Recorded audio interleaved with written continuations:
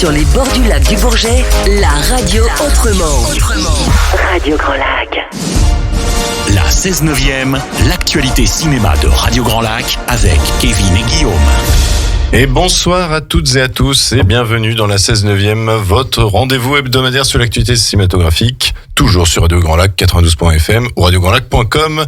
C'est Kevin et je suis toujours accompagné de mon acolyte Guillaume. Bonsoir Guillaume. Oui, bonsoir mon cher Kevin. Ce soir, plein d'actualités cinéma, pas mal de choses à dire. En tout cas, il y en aura encore pour tous les goûts cette semaine, je pense. Toujours, c'est très varié en ce moment. Ben, je trouve aussi, mine de rien. Donc c'est plutôt appréciable. Alors comme d'habitude, le sommaire, la première partie c'est réservé aux sorties de la semaine, donc les sorties cinéma à partir de demain. Donc tous les films que vous pourrez découvrir au Toile du Lac, au Victoria, au Pâté Chambéry ou encore au cinéma L'Astrée, qui est aussi à Chambéry. Et puis la deuxième partie, ce sera les sorties de la semaine précédente. Écoutez, nous allons pouvoir donner notre avis sur le film Rien à perdre, sur un hiver à Yanji et sur Mars Express. Et enfin, nous terminons sur un focus sur Napoléon. Donc on donnera notre avis sur l'adaptation de Ridley Scott, mais aussi nous reviendrons sur les différentes adaptations concernant ce personnage historique. Et le moins que l'on puisse dire, c'est qu'il y aura du débat, n'est-ce pas, Guillaume ? Oui, parce qu'on a quand même balayé au niveau de Napoléon, déjà de Ridley Scott, où il y aura pas mal de débats. Et puis on a balayé assez large pour vous proposer un peu nos recommandations sur les adaptations de la vie de l'empereur. Donc c'est divers, c'est varié. Ça va de 1927 à 2002, je crois, que la plus récente. Bon, techniquement, on va jusqu'en 2023 avec Ridley Scott. Tout à fait. Mais est-ce qu'on le recommande ? Ça, c'est une autre... Ce sera une autre histoire. Tout à fait. Je commence avec la sortie de la semaine. On commence avec les sorties de la semaine et puis on va dire la plus grosse sortie. On commence toujours par la plus grosse sortie. Tout à fait, parce que, évidemment, nouveau film d'animation de l'écurie Disney. Alors, je sais que tu l'as déjà vu, mon cher Kevin, en avant-première. Et pour l'instant, je pas encore vu, je vais essayer de me forcer parce que tu sais que moi et les dessins animés, ça fait deux. Donc sort Wish, Asha et la bonne étoile de Chris Buck et alors tu vas devoir m'aider, Vera Suntorn.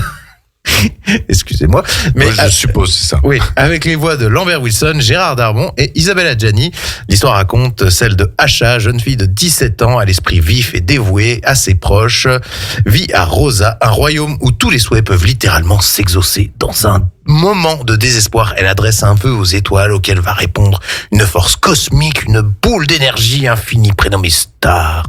Ensemble, Star et Asha vont affronter le plus redoutable des ennemis et prouver que le souhait d'une personne déterminée, alliée à la magie des étoiles, peut produire des miracles. On écoute tout de suite un extrait de la bande-annonce. Un royaume bâti par un grand roi magicien. Il avait le pouvoir d'exaucer les vœux. Vous êtes leur magnifique roi bien-aimé. C'est vrai, je suis un roi magnifique. Je suis tellement nerveuse, j'ai l'impression que je vais exploser. Ma meilleure amie, apprentie du roi. J'ai la mâchoire bloquée, j'ai l'impression que je bloquais. Asha, viens avec moi. Les feux de Et donc, Rosa. ce sera disponible dans vos cinémas, donc au Toile du Lac et au Pâté Chambéry, bien évidemment. Et visiblement, ça s'annonce plutôt bien pour Disney, j'ai l'impression. Alors, pour l'avoir vu, je suis un peu partagé, mais c'est au moins, on revient dans le Disney classique avec un vrai méchant. Et ça, c'est vrai que ça fait plaisir.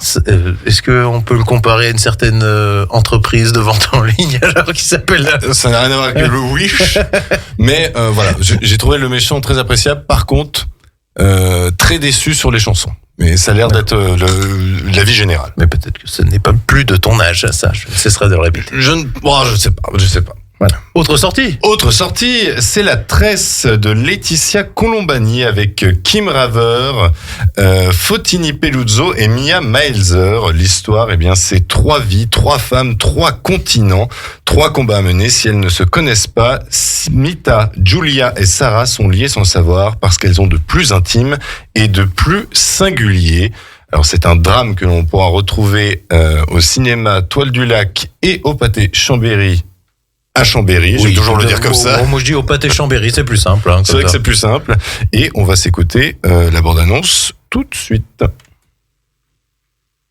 Toi aussi tu vas apprendre à lire et à écrire, comme les brahmanes et les fermiers. Bonjour. Papa est parti tôt ce matin, il doit déjà être à l'atelier. Salut. Non, je veux jouer, c'est mon tour. Non, t'as joué. S'il vous d'arrêter de chahuter pendant que je conduis. Toi, viens là. Prends le balai qui est là. Prends ce balai! Qui t'a frappé? Le maître. On doit partir, on doit quitter Nyamatabad. Partir d'ici. Pour aller- C'est donc un film dramatique très touchant puisque l'affiche vous dit directement préparez-vous à être ému. C'est écrit en très grosses lettres. Mais tous ceux qui l'ont vu et qui ont lu le bouquin, parce que c'est l'adaptation d'un bouquin à la base, m'ont indiqué que c'est l'un des plus beaux films de cette année. Donc, à surveiller. D'accord. Eh ben. Du côté, par contre, moi, de l'horreur, et pour coller un peu avec la fête américaine, sort cette semaine Thanksgiving de Eli Roth, avec Patrick Dempsey, ça faisait un petit moment qu'on l'avait pas vu d'ailleurs au cinéma, Addison Rae et Milo Manheim. Donc, l'histoire raconte un an après qu'un Black Friday a viré au chaos, un mystérieux tueur s'inspire de la fête traditionnelle de Thanksgiving et terrorise la ville de Plymouth, dans le Massachusetts, C'est compliqué à dire. oui. Berceau de la célèbre fête. Alors que les habitants sont éliminés les uns après les autres, ces meurtres qui semblaient aléatoires révèlent un plan plus vaste et sinistre. Les habitants découvriront-ils le tueur et survivront-ils à la fête, ou deviendront-ils les invités de son dîner de Thanksgiving complètement tordu? On écoute tout de suite un petit extrait de la bande-annonce. I've got plenty to be thankful for. Oh, I've got plenty to be thankful for.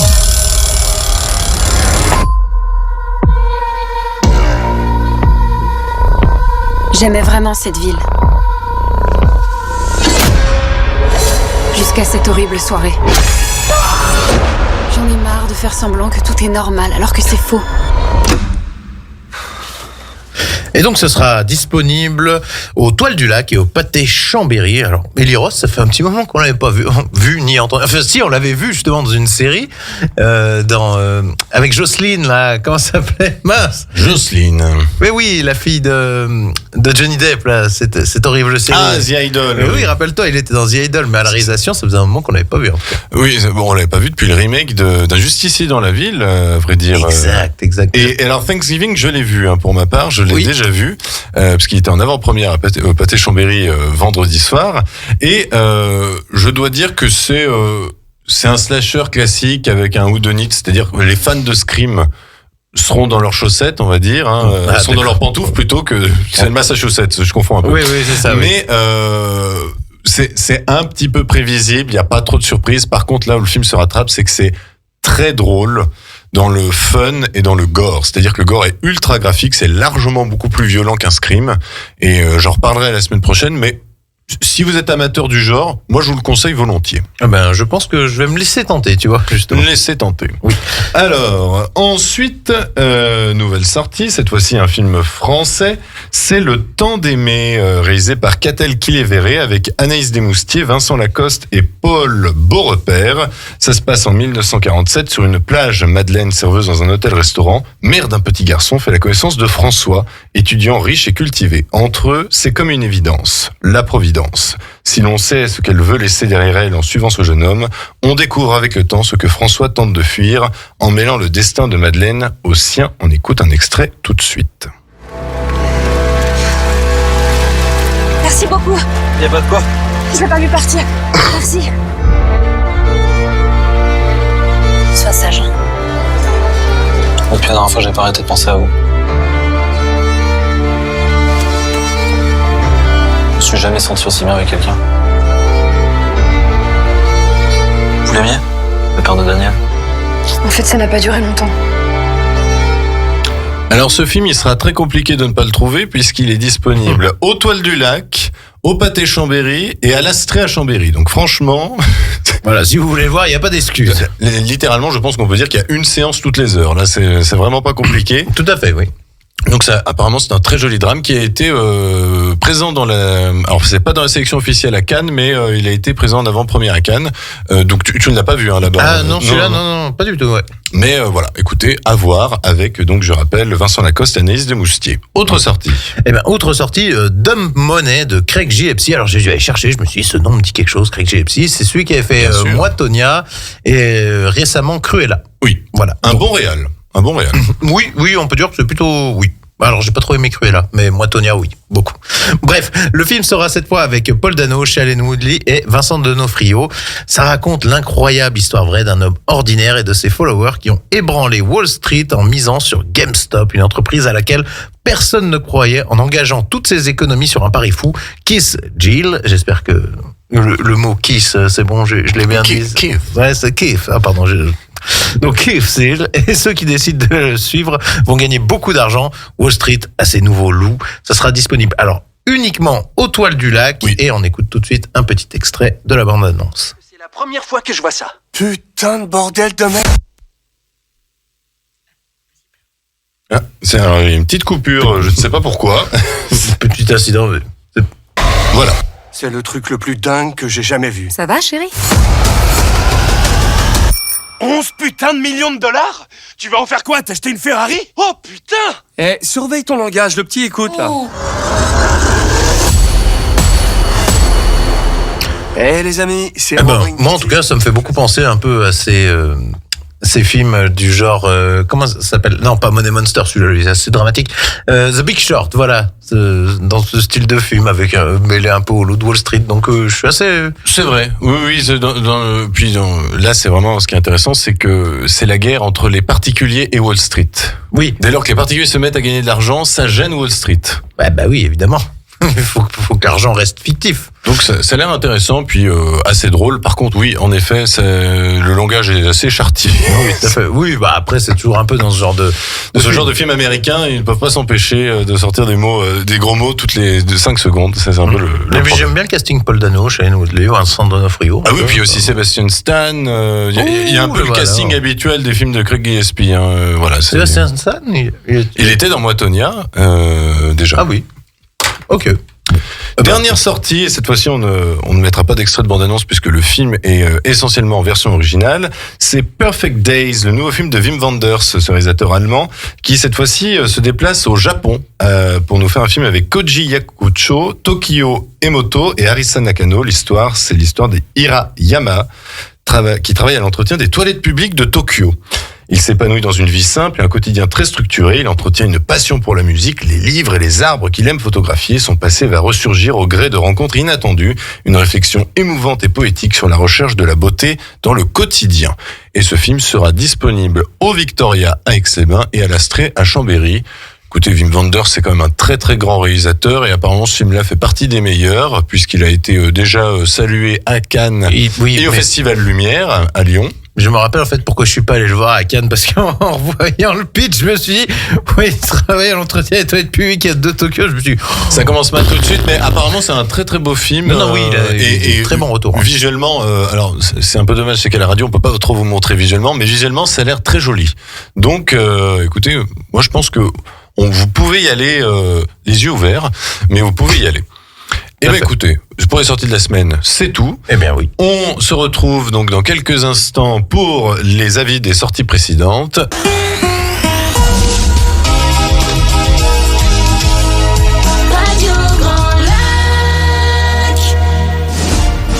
La 16/9e, l'actualité cinéma de Radio Grand Lac avec Kevin et Guillaume. Et rebonsoir à toutes et à tous. Rebonsoir. Vous êtes toujours dans la 16/9e, votre émission cinéma sur Radio Grand Lac 92.fm ou radiograndlac.com. On a parlé des sorties à venir donc dans la semaine. Maintenant, il est temps de donner notre avis sur les sorties précédentes. Tout à fait. Alors, est-ce que on va faire un bref rappel des sorties qu'on avait déjà parlé très rapidement les semaines suivantes, enfin les semaines précédentes, autant pour moi. On vous conseille toujours, parce qu'ils seront toujours disponibles en salle à partir de demain, on vous conseille Le Garçon et le Héron d'Hayao Miyazaki. L'Abbé Pierre de Frédéric Tellier. The Marvels de Nia DaCosta. Second tour, il a encore l'affiche, je suis assez surpris, mais tant mieux. Hein. Second tour donc d'Albert Dupontel. L'enlèvement de Marco Bellocchio. Marco Bellocchio, évidemment. Hunger Games, La balade du serpent et de l'oiseau chanteur de Francis Lawrence. Voilà. Et par contre, on est un peu plus mitigé ou partagé concernant 3 jours max de Tarek Boudali. Oui, La passion de Dan Bouffant, mais je sais plus de qui. De Tra Han Young. Et Five Nights at Freddy de Emma Tammy. Voilà, regardez, quelle mémoire, on fait ça. Non, mais alors là, pour le coup, oui, là, c'était vu que t'as parti dans les réalisateurs, je me suis dit, allez, essayez de suivre. Alors bien évidemment, dans les sorties de la semaine dernière, il y avait la plus grosse sortie, c'était Napoléon, mais celle-ci, on se la garde pour la troisième partie de l'émission. On vous l'a cisaillé, assaisonné. Voilà, parce que il y a beaucoup de choses à dire. Mais il y a 3 autres films qu'on a pu voir et qui sont sortis mercredi dernier. On va commencer par Mars Express, qui est un film d'animation français réalisé par Jérémy Perrin avec les voix de Léa Drucker, Mathieu Amalric et Daniel Gnaud-Lobé. C'est un très très très bon film d'animation. Il n'a pas été primé. Je sais qu'il a été diffusé au Festival d'animation d'Annecy, mais il n'a pas été primé. En plus. Je crois qu'il a été primé et en plus de ça, il était présent au Festival de Cannes. Je crois que c'était les projections à la plage. D'accord, bien sûr, j'ai pas pu le... Ouais. Donc c'était l'une des avant-premières qu'il y avait au Festival de Cannes. Et alors moi, je vous conseille chaudement ce film d'animation. Alors par contre, c'est adulte, hein, donc vraiment à partir de 12 ans, même je dirais 15 ans, parce que je pense qu'à 12 ans, ça va peut-être pas intéresser. C'est de la science-fiction pure et dure, comme on aime, j'ai envie de dire, puisque c'est une histoire donc de cohabitation entre l'homme et l'androïde. Alors évidemment, on a vu ça de nombreuses fois, sauf que le film se permet de développer de nombreux thèmes liés aux androïdes. Par exemple, vous aurez des androïdes qui sont en fait des humains morts, mais auxquels on a sauvegardé l'esprit, donc du coup ils deviennent du coup androïdes par l'occasion en fait. Ah d'accord. Ouais. Donc il y a vraiment plein d'idées. En plus ça dure 1h20 et ça fourmille vraiment de possibilités. C'est un univers génial, super bien traité en 1h20. Donc je vous le conseille chaudement. Ma petite critique personnelle, c'est qu'il y a certains acteurs français en termes de création de voix, parce que ce sont des créations de voix, ce ne sont pas des doublages, qui sont un peu en deçà sur certaines répliques, qui ne sont pas habitués à l'exercice, et ça s'entend un petit peu. Ah, je veux des noms. Alors par exemple Léa Drucker, je trouve que pour l'instant c'est pas terrible, mais apparemment on n'a pas été énormément gêné par sa voix, mais elle a tellement un timbre particulier que parfois ça dénote un peu avec l'image. Oui, je me doute. Mathieu Amalric par contre ça doit le faire. Mathieu Amalric, ça marche super bien à un tel point que je n'arrivais même pas à savoir quel personnage il faisait et je ne l'ai détecté qu'au milieu du film. D'accord. Donc ça c'est quand même un très bon point. Et Daniel Gnaud-Lobé, il se débrouille très bien, c'est la voix habituelle d'Idriss Elba. Donc c'est quelqu'un qui est habitué à ce genre d'exercice. Petit aparté très rapide, tu as remarqué parfois que quand tu as un film où tu as un Français dedans qui se double lui-même, on sent la différence. Oui, on sent généralement la différence parce que par exemple, du Lambert Wilson, du Jean Reno, quelqu'un a vraiment d'expérimenté déjà là-dedans. La plupart ne savent pas se doubler. Ah, c'est horrible. Hein. Mais plus il se retrouve à Hollywood, plus il se débrouille mieux. Oui, voilà. Mieux il se débrouille plutôt. Oui, voilà. Écoutez, la langue française est plus là, hein, certes. RIP. Autre sortie de la semaine précédente, par contre là c'est toi seul qui l'as vu à Cannes. Oui, je l'ai vu à Cannes. Alors c'est un hiver à Yangji, donc j'avais vu il y a quelques mois. Alors honnêtement, il ne m'avait pas laissé un souvenir vraiment si marquant que ça, mais bon. Honnêtement, parmi les films d'errance que j'ai pu voir à Cannes, et il y en a beaucoup, croyez-moi, celui-là est plutôt bien passé. Donc il est réalisé par Anthony Chen avec Zhu Dongyu, Liu Aoran et Shu Yao Q. Shu Chao. Shu Chao. Autant pour moi. En fait, ce film raconte l'histoire de 3 jeunes adultes, en fait, un peu paumés, qui se retrouvent à faire un voyage ensemble, pour la faire simple, en fait. C'est tout simple. Ils vont aller à la visite d'un lac céleste. Voilà, ils sont à la frontière entre la Chine et la Corée, justement. C'est un film chinois, à savoir. Donc, film intéressant. Donc, comme j'ai dit, qui suit dans une errance à travers les montagnes chinoises. Les images, j'avais trouvé somptueuses, avec une magnifique photographie, notamment sur les montagnes et la neige. Il y a tout un rapport aussi avec le tigre blanc. Il y a une légende sur un tigre blanc. Au-delà de tout ça, j'ai aussi apprécié le message un peu universel sur la jeunesse. Tu vois, c'est très facile de s'identifier. Quand on est jeune, on se cherche, on expérimente des choses, des émotions. Il y a un petit triangle amoureux qui se forme. Et honnêtement, j'ai trouvé ce road trip, ce qu'on peut appeler comme ça, c'est un peu un film road trip, assez plaisant. De là à vous recommander spécialement d'y aller, si vous avez d'autres choses à voir, pourquoi pas, mais si vous êtes assez aficionado du genre, pourquoi pas, honnêtement. Entendu. C'est pas le grand film non plus, mais c'est beau visuellement, par contre. Visuellement, par contre, c'est magnifique, oui. Bon. Mais par contre, ça dure 1h40, je crois, à peu près, et c'est assez... tu as 20 minutes quand même que tu sens bien passer, honnêtement. Bon, C'est un peu dommage. Dernière sortie de la semaine, Rien à perdre de Delphine Deloger avec Virginie Fira, Félix Lefebvre et Arié Wortalter. Je l'ai vu hier soir ce film. Toi tu l'as vu à Cannes, donc ça remonte un petit peu. Surprise en plus. On m'a dit un deuxième film de Virginie Fira. Je dis au moins ce sera peut-être moins pénible que le reste. Et coup de cœur, j'avais dit la semaine dernière. J'ai adoré. Franchement, j'ai vraiment adoré ce film.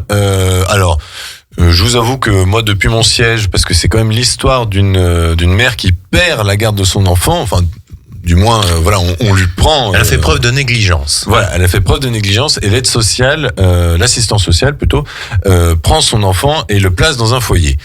Si vous voulez, je fulminais sur mon siège pendant les 1h50 de film. J'étais vraiment énervé du début jusqu'à la fin, parce que c'est quand même assez révoltant dans l'histoire, parce que là, on va vraiment dans un certain abus, clairement. Et je trouve que Virginie Fira, encore une fois, est épatante. Elle est extraordinaire. Elle a progressé quand même en acting. Elle est de mieux en mieux. Depuis Elle, par exemple, que j'avais trouvé très mauvaise. Moi aussi. Non, mais moi c'est Elle, le film complet Elle que j'avais trouvé très très mauvais. Mais là, je trouve qu'il y a plus ces moments où parfois Virginie Fira était à la limite du surjeu. Où elle redevient Virginie Fira de la télé, en fait. Voilà. Là, franchement, elle est impeccable, que ce soit dans ce film-là ou même Revoir Paris de l'année dernière, ou L'amour et les forêts cette année, qui était très bon aussi. Ce qui tranche, j'aime bien, c'est qu'elle joue une prolétaire, quoi, en fait. En plus, une fille un peu borderline. Oui, pour une fois.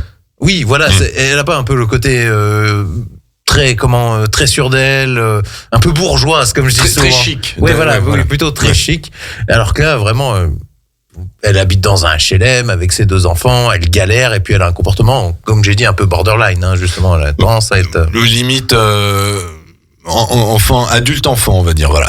Qui aime friser avec la limite, qui se rend pas toujours compte des dangers qu'elle fait subir à ses enfants, mais après, je sais qu'on n'a pas eu vraiment le même ressenti sur la fin, par contre. Sur la fin, oui. Pour moi, sans en dire trop, mais j'ai vraiment trouvé que c'était une très belle fin, un appel d'air dans un film qui, franchement, pour le coup, nous maintient dans un certain état de nerfs et de stress. Non, mais la fin est belle, je suis entièrement d'accord. C'est sur le message c'est sur la morale que, voilà. C'est le message véhiculé, parce que ces associations, aide-moi un peu, les assistantes sociales, voilà, et les psychologues qui aident justement parce qu'ils remplacent la DAS, parce que finalement, ils expliquent clairement que la DAS n'existe plus. C'est la DAS, oui, qui aide les enfants qui sont soit maltraités. Alors, ce qui est bien, c'est qu'on apprend que ce ne sont pas uniquement les enfants victimes de violences, en tout genre. Vraiment, ça peut être faute de négligence. Voilà, des actes de négligence, oui. Alors, je trouve qu'on a un peu tendance à peut-être un peu trop noircir le tableau là-dessus, justement.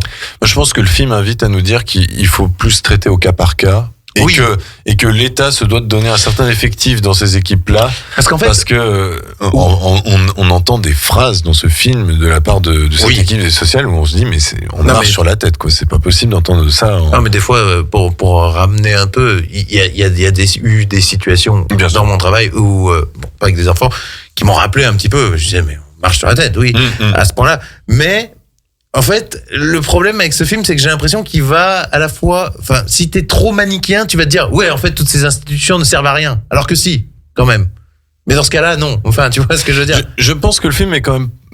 Il y a peut-être un équilibre un peu difficile sur le manichéisme. J'aimerais pas qu'on dise que tous ces gens qui aident les enfants sont horribles, tu vois. Oui. Mais il y a quand même certains cas où on voit qu'ils essayent d'être compréhensifs, mais par contre, il y a d'autres scènes où clairement, c'est incroyable. Moi, ce que j'ai aimé, c'est le fait qu'ils disent on ne prend pas de risque, de toute façon. Et ça, c'est tout à fait compréhensible. On ne prend pas de risque, on fait... C'est compréhensible, mais en même temps, du coup, ça fait peur. Parce que la sentence, l'impact est immédiat. C'est surtout qu'à un moment, en fait, on se dit que, voilà, elle va changer, elle aide, elle va changer pour récupérer ses enfants. Ça monte.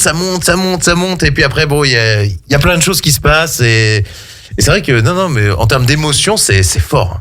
Ah oui, franchement, c'est un très très très très beau film.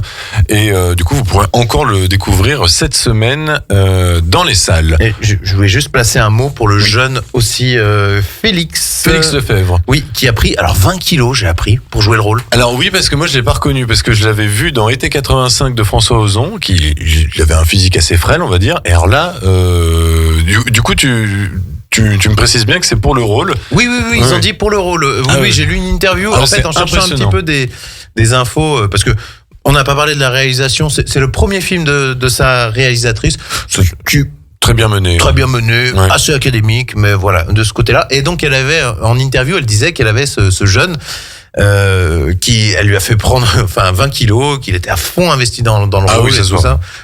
Oui, alors moi je l'ai jamais vu avant, mais en tout cas en termes d'investissement, même le petit gamin. Ouais.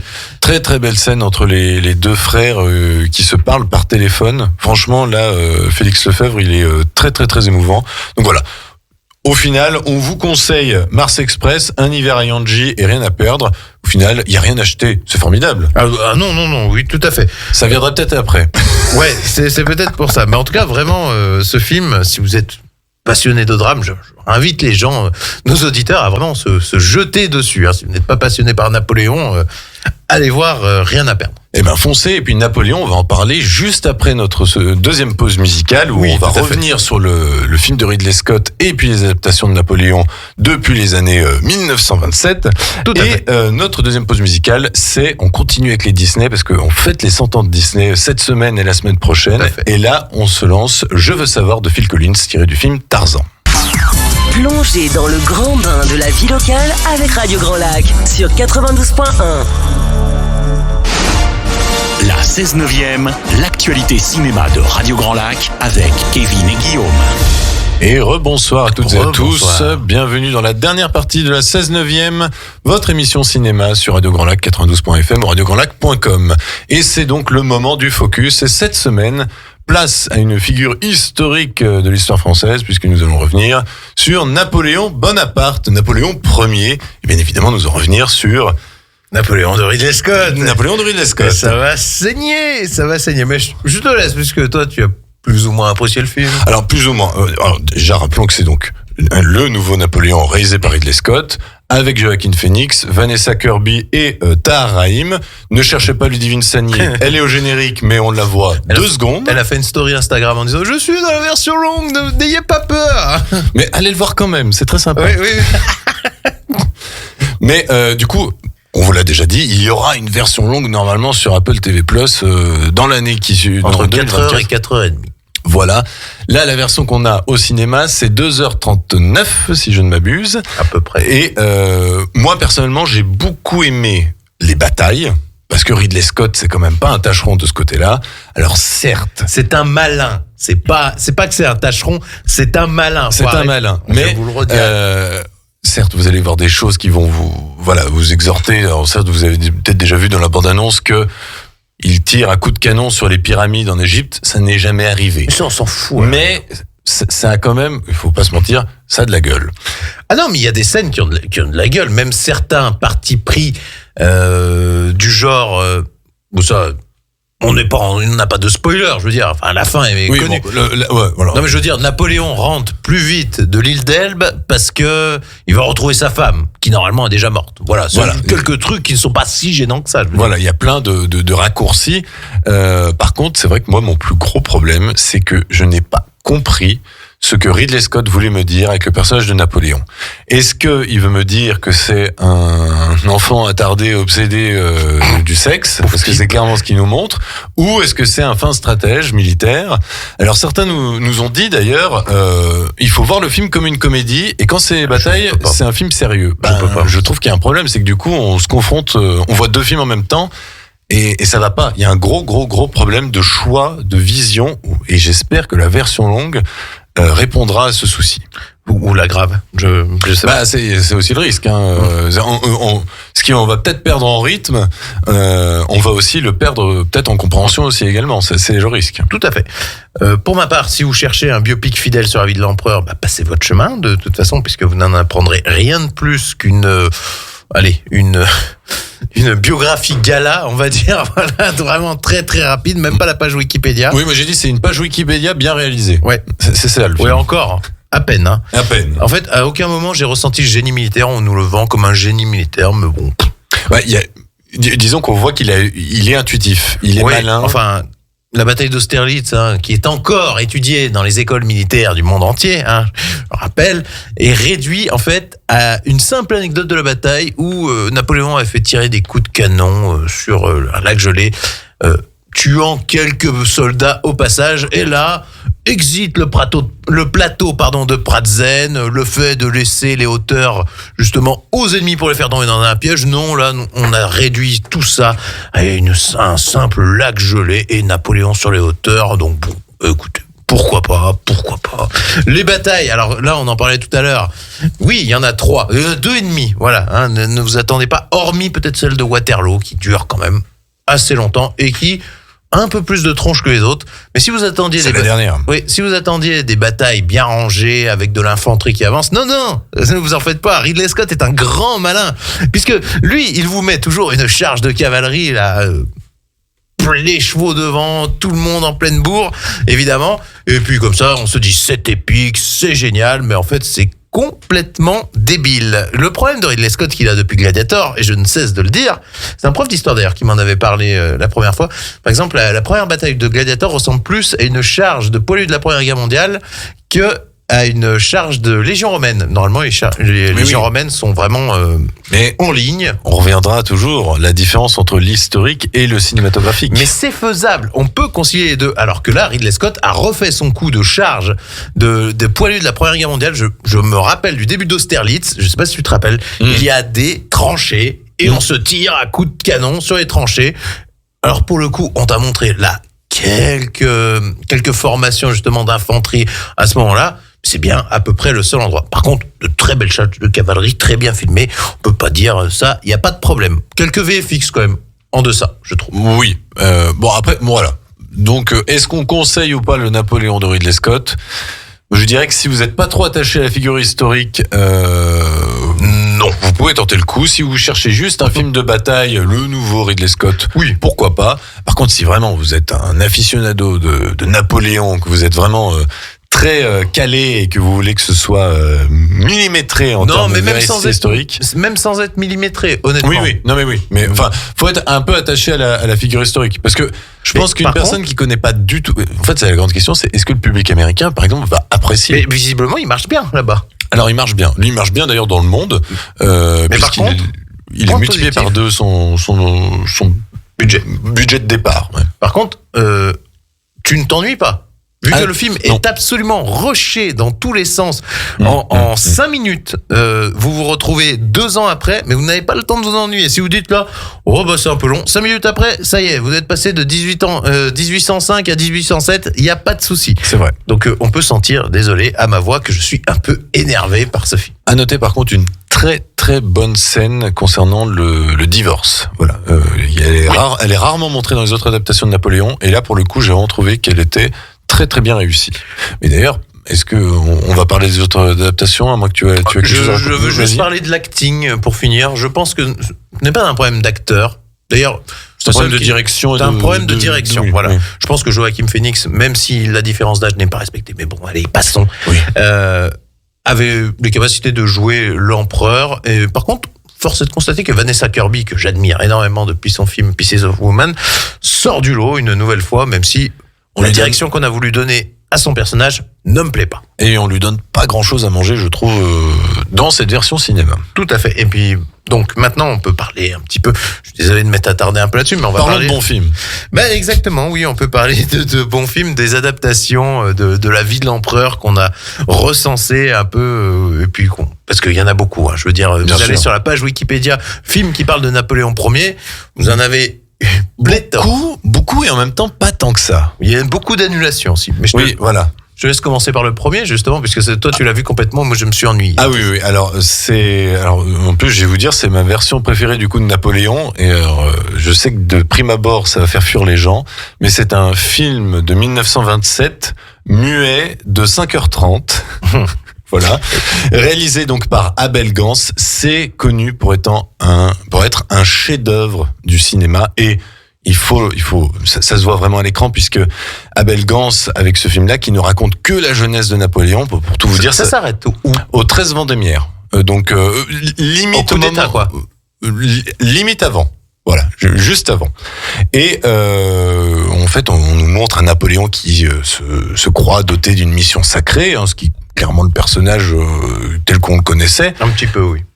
Et on le voit du coup fuir la Corse à cause de Paoli, faire le siège de Toulon qui dure sur 5h30. Le siège de Toulon doit durer 1h30 complète. Et vraiment la fuite de la Corse et le siège de Toulon sont deux séquences extraordinaires où Abel Gance a pour la première fois utilisé des caméras sur des chevaux. Donc du coup la course-poursuite à chevaux pour quitter la Corse est vraiment très prenante parce qu'on s'y croit.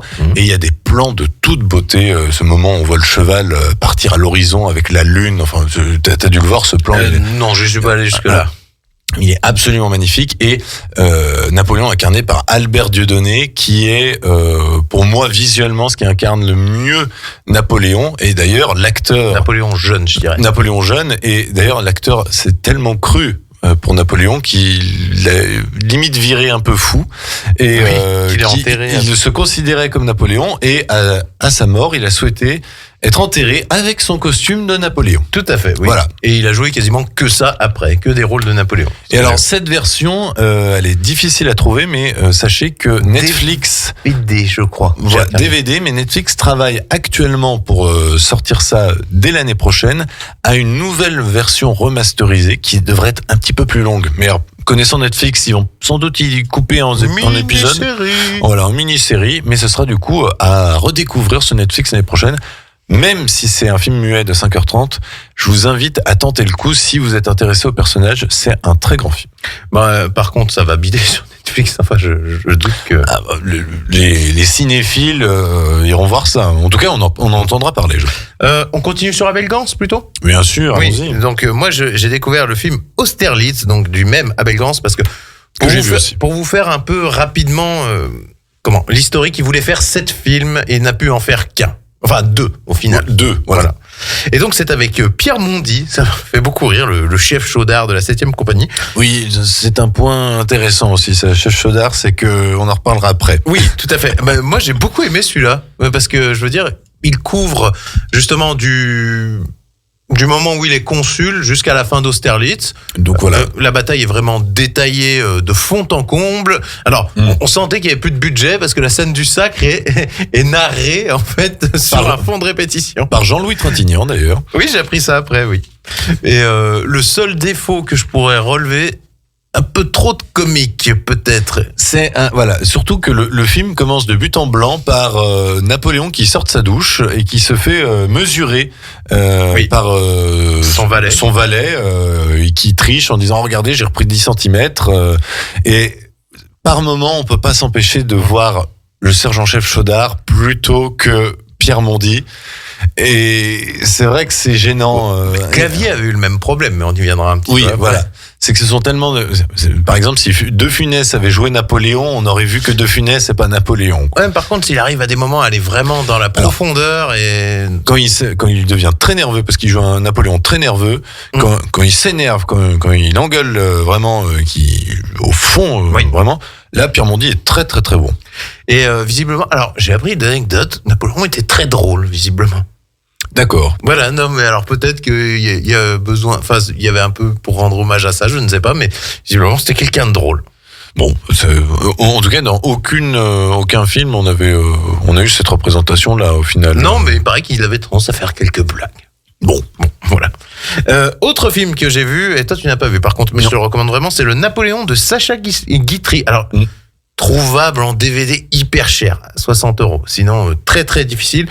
Alors, c'est Sacha Guitry qui joue le rôle de Talleyrand et qui narre en fait la vie de l'empereur, qui raconte à des gens un petit peu qui sont là ébahis. Voilà. Donc un peu théâtral et quelque peu coupé, mais qui fait un très bon travail de synthèse de la vie de l'empereur. Une des meilleures versions. Elle est plus complète, je pense, surtout. Voilà, il y a peut-être quelques petits passages coupés, mais bon. C'est avec Raymond Pellegrin. Alors, je me disais, mais je connais cette voix. Il y a 2 acteurs, je ne sais plus comment s'appelle l'acteur jeune, mais là, principalement, c'est Raymond Pellegrin.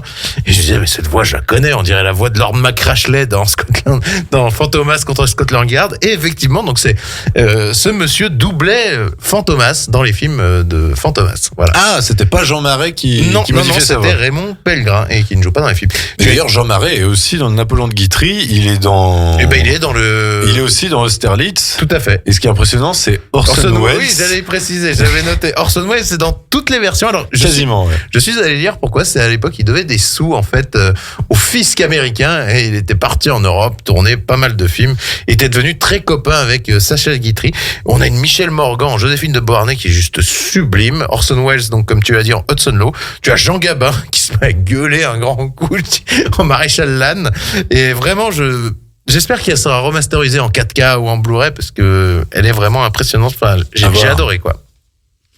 Autre adaptation, qu'est-ce que tu recommandes, toi?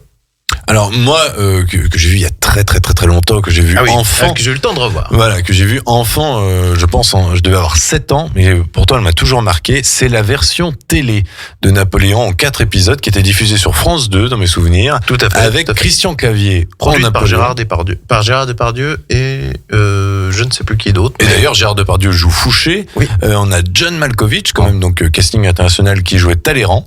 Et on avait Isabella Rossellini, la fille d'Ingrid Bergman. Toby Stephen qui jouait Alexandre Ier. Ah oui. Ah non, mais on avait vraiment des gens. Et il y a beaucoup d'acteurs italiens.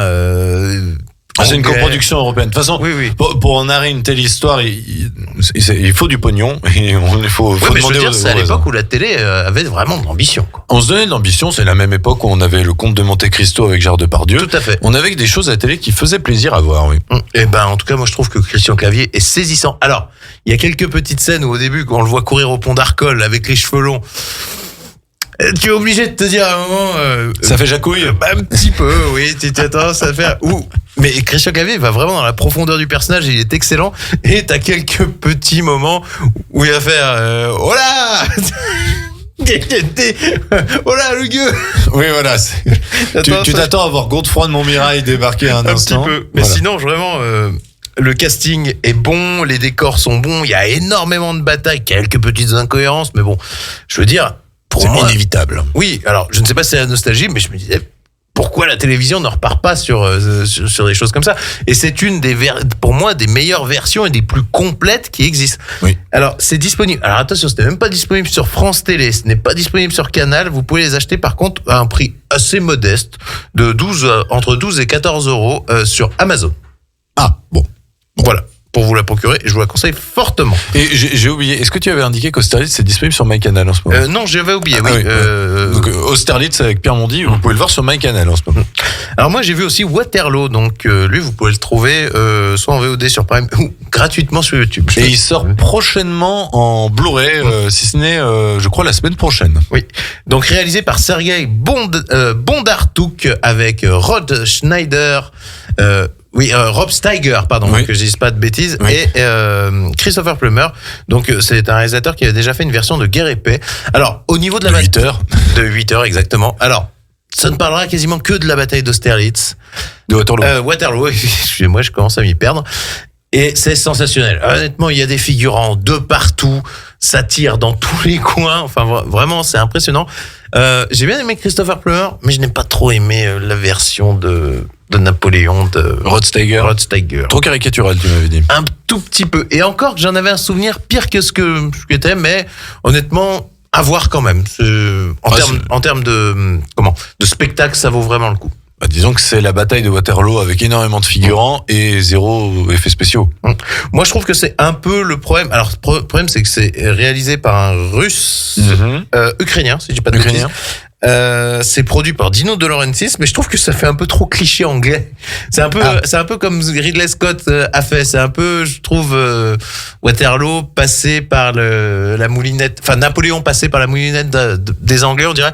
Mais bon, vu qu'on parle de la bataille de Waterloo et on voit beaucoup Wellington, c'est pardonnable, on va dire. D'accord. C'est vraiment sur l'affiche, tu as Wellington et Napoléon, donc à savoir qui est vraiment le personnage principal.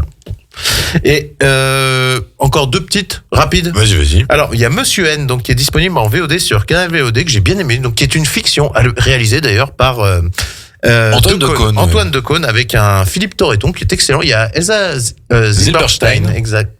Dedans ça partirait du postulat. En fait, ça regroupe toutes les théories un peu fantoches sur la présumée non-mort de Napoléon, et ça le regroupe un peu dans un film. C'est organisé un peu, j'avais mis au début organisé comme Vidoc avec des flashbacks et tout ça. Non, c'est organisé comme Citizen Kane. Voilà, nous sommes dans une émission de cinéma. Alors si je me souviens bien, ça prend le postulat de base que Napoléon ne serait pas mort sur l'île de Sainte-Hélène, mais serait réfugié aux États-Unis. Alors je peux pas trop spoiler. D'accord. Donc voilà. Donc il est juste pas mort à Sainte-Hélène. Voilà, D'accord, visiblement. ok. Et c'est un jeune Anglais qu'il a connu qui mène l'enquête. Voilà, D'accord. vraiment à voir, sympathique. Mais par contre, une autre, parce qu'on pourrait énormément parler des films également qui se passent à l'époque napoléonienne, mais sûr. pour coller à l'actu, nous allons vous en recommander un, et je pense que nous sommes tous les deux d'accord, c'est Les Duellistes Bien sûr. de Ridley Scott, donc qui se passe à l'époque napoléonienne, qui est disponible sur Paramount Plus avec Harvey Keitel, Keith Carradine, et vraiment c'est une fresque pour un premier film, c'est une fresque vraiment grandiose. C'est découpé en tableaux en fait le long des campagnes napoléoniennes où ce sont 2 soldats de hussards au début, enfin 2 cavaliers. Je sais plus. Non, parce qu'ils finissent grognards, justement. Oui, voilà. Et donc, qui vont s'affronter en duel au fil des années. Pour un motif complètement futile. Oui, pour un motif futile. Mais d'ailleurs, le film est en tableau et le film montre des tableaux. C'est-à-dire que visuellement, le film est magnifique. Très inspiré, évidemment, du Barry Lyndon de Stanley Kubrick. Évidemment, Stanley la référence à l'époque. Stanley Kubrick qui devait nous réaliser, bien évidemment, un Napoléon, mais qui s'est rabattu sur Barry Lyndon. Mais ne désespérons pas, puisque Steven Spielberg a repris Notre grand fossoyeur. Oui, il a repris visiblement les carnets de travail de son ami, et peut-être qu'il nous livrera cette version. Je crois qu'on parle de série. Ce sera une série et si je ne me trompe pas, je crois que ce sera sur HBO Max. Oh. Donc voilà, donc à voir très prochainement. Je pense plutôt 2025 parce qu'on n'a pas vu le tournage commencer. Non, mais attends, ça a été annoncé il y a plus de 2-3 ans en plus, je crois. Oui, mais apparemment ce serait dans les rails. Eh ben voilà, en tout cas, je pense qu'on a fait le tour. Hein, on a fait le tour. Donc du coup, on vous rappelle que cette semaine en salle, vous pouvez donc découvrir Wish, La Tresse, Thanksgiving, la semaine de l'horreur, Dumb Money, Le Temps d'aimer et Perfect Days, pour un côté un peu plus auteur. La semaine prochaine, le focus sera centré sur les 100 ans de Disney. Tout à fait. Et côté programmation à la radio, dès demain, vous pourrez retrouver l'émission spéciale Décathlon de 11h à 11h45 et l'émission Destination Bien-être présentée par Anaïs de 13h à 14h. On continue, nous, notre hommage à Disney et on se quitte sur un dernier extrait musical. Oui. L'une des plus grandes chansons, je trouve, de l'histoire du cinéma. Oscarisé, bien évidemment. Elton John qui nous chante Can You Feel the Love Tonight du film Le Roi Lion. On se retrouve la semaine prochaine. Bonne semaine. À la semaine prochaine.